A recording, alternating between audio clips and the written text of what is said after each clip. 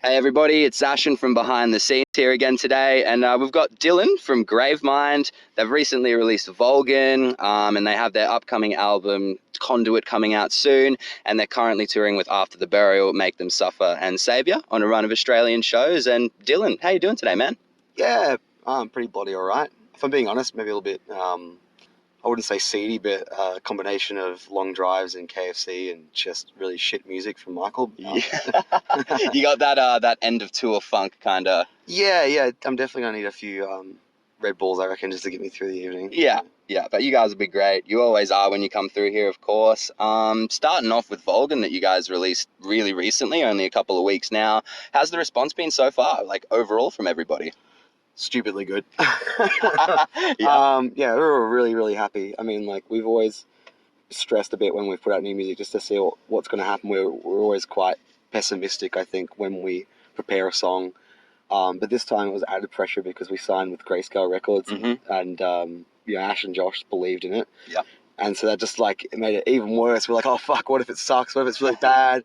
But it went really well. So I think it's up to 25,000 views maybe now in a week. Last time I checked, and merch is smashing it too from what we've seen so far. Which is good for the label. Those guys are happy. So.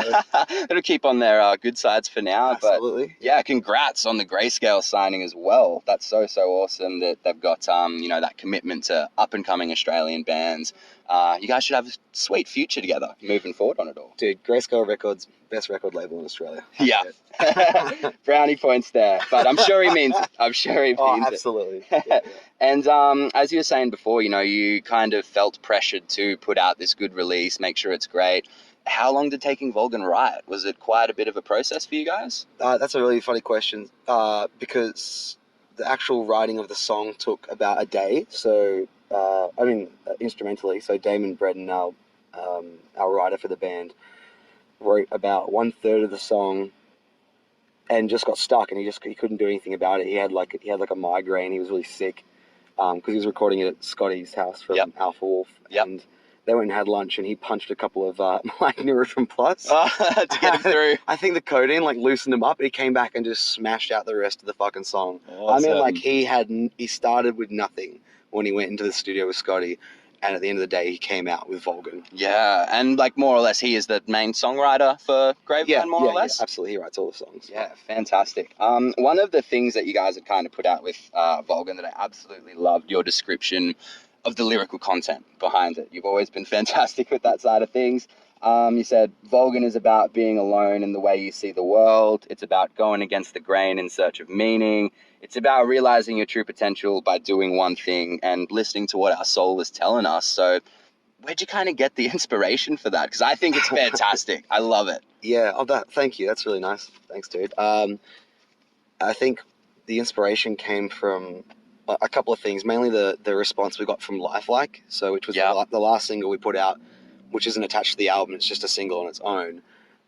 Before that song, we'd always done concept EPs based on stories, kind of like science fiction stories or horrors or pretty classic kind of death metal, deathcore kind of shtick. Yeah. I kind of have to embed more of the the truthful kind of like reflective aspect of it inside the story somewhere. I couldn't. It was never something we had at the forefront. It was the story. It was the brutal lyrics, what have you. We did Lifelike a bit different, where it was just a reflective kind of piece, which was just based on how I was feeling at the time, which for Lifelike wasn't fantastic. A bit of a phase kind of thing. Yeah, man. Yeah, Mum, absolutely. So I got a lot of inspiration from that because the way that our fans reacted to Lifelike, they loved it. They weren't pissed off that we weren't doing concept songs anymore. I think they dug the fact that it was honest and it was a true representation of where we were at as a band. And so Volgan was just the next step. It was like, okay, well, why don't I start writing more about from my perspective and trying to encompass maybe the perspectives of the people around me, the people in my band, people closest to me. And Volgan came from that. Volgan basically just came from me looking at how everyone lives their lives, which I have no judgment for, by the way.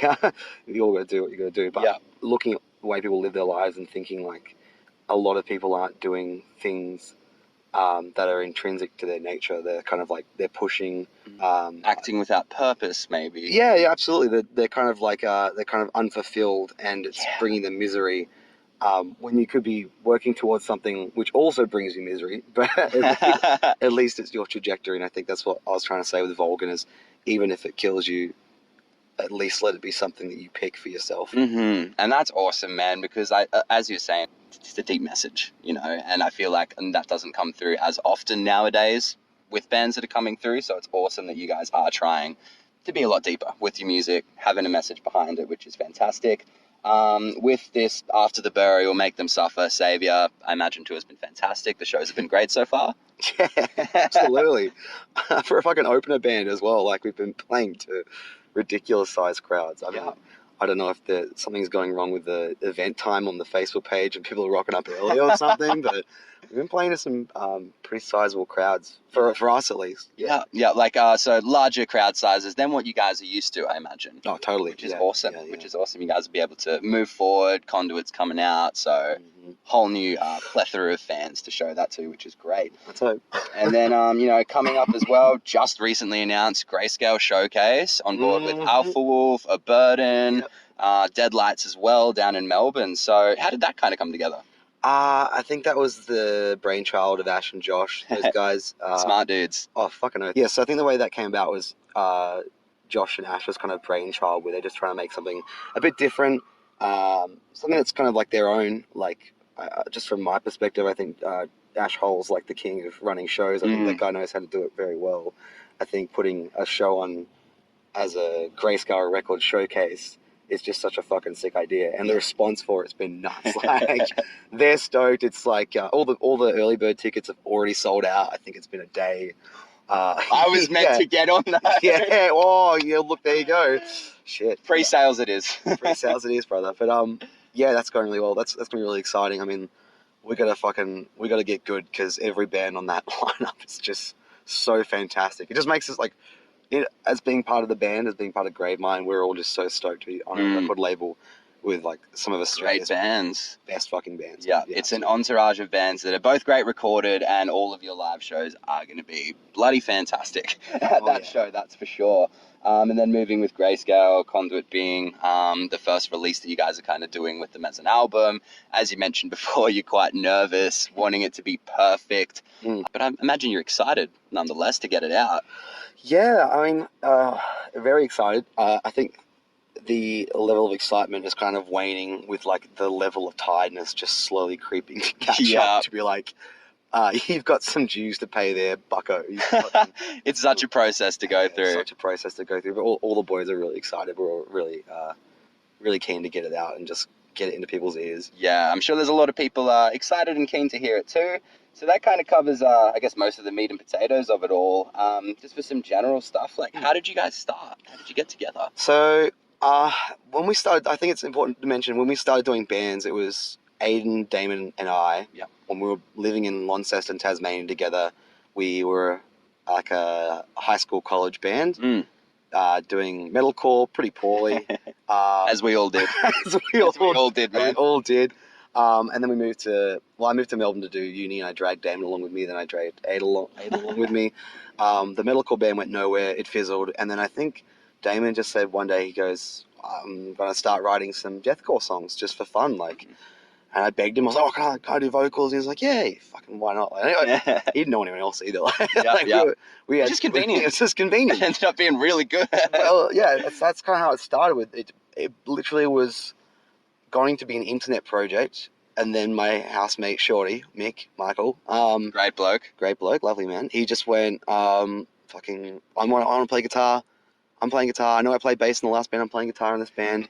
And then Aiden caught wind of it, and he said, well, I'm playing guitar too. And so we got 3 guitarists. Awesome. It works. It works. It worked out. Yeah. And so now from that, it's where it is now, which is awesome, man. And then I guess, like, for pretty much as long as I've known you guys, your mission statement's more or less been take over the world, smash it, domination. Has that changed? No, unfortunately not. You guys are here to take over. We're here to take over the world. world. Nothing short of world domination. So. That's awesome, man. You're only ever going to achieve it with that attitude anyway. I hope so. But yeah, as we've said, Grayscale Showcase is coming up next month. They are also touring with Alpha Wolf through July in Tasmania for a couple of shows.